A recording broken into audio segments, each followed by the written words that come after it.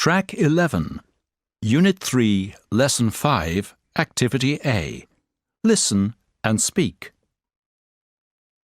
Part 1. Could you take a seat, please? The museum director will be with you very soon. Sure, fine. Here he comes now. It's Tara Atta and Emma Wood, isn't it? Good morning. I'm Dr. Haval Shahzad. Good morning. Good morning. Thank you for coming today. We've been working hard on the wonderful things you brought us 2 weeks ago, and your visit gives me the opportunity to show you everything we've been doing. We're very interested to see that. Well, come this way to our conservation laboratory. So, here we are. This is the laboratory. And as you can see, everything that you found is being carefully cleaned and studied. And later, you'll be pleased to know it's all going to be shown as the star attraction in a special exhibition about the Silk Road. That's great news.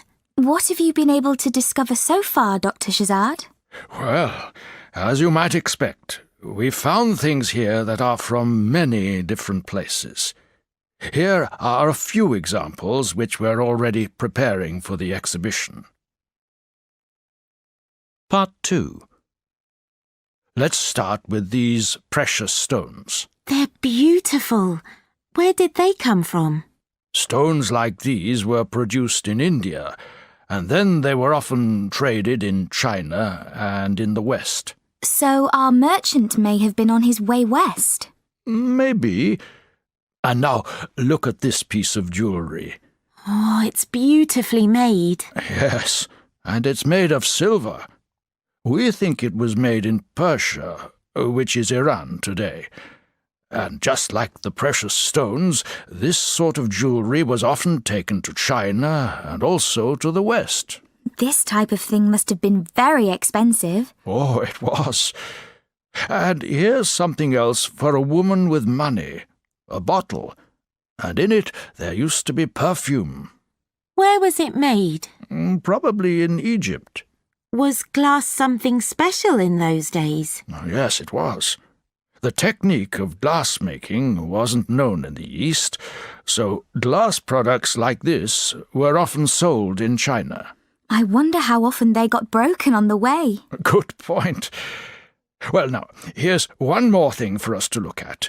A gold coin from China.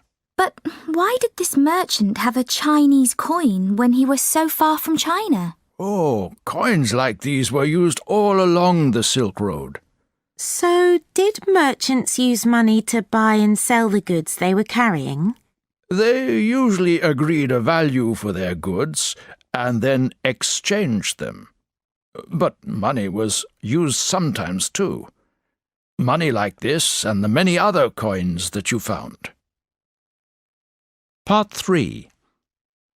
But we can say more about this coin. It's from the time of Kublai Khan, who was the Mongol Chinese emperor from 1279 to 1294. Wasn't he the emperor when Marco Polo travelled to China? That's right. And one more thing about this coin. It's the latest one we've found so far, and that tells us about the date your merchant buried his treasure. Of course. It must have happened after Kublai Khan became emperor. That's right. It couldn't have happened before about 1280.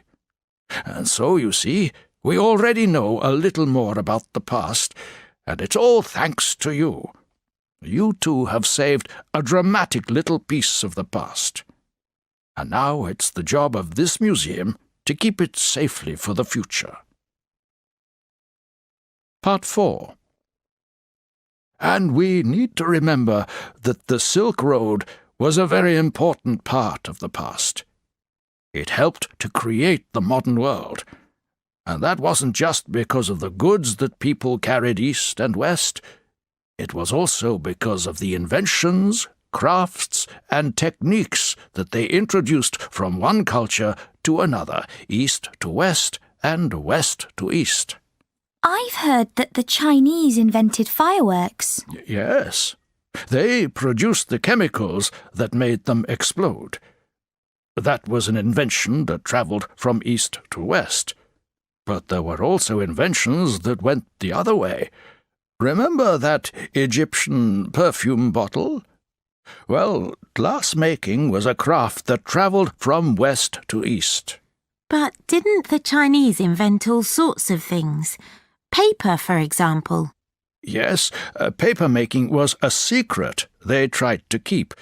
But after hundreds of years, the technique reached the Middle East and then Europe. What about rug making?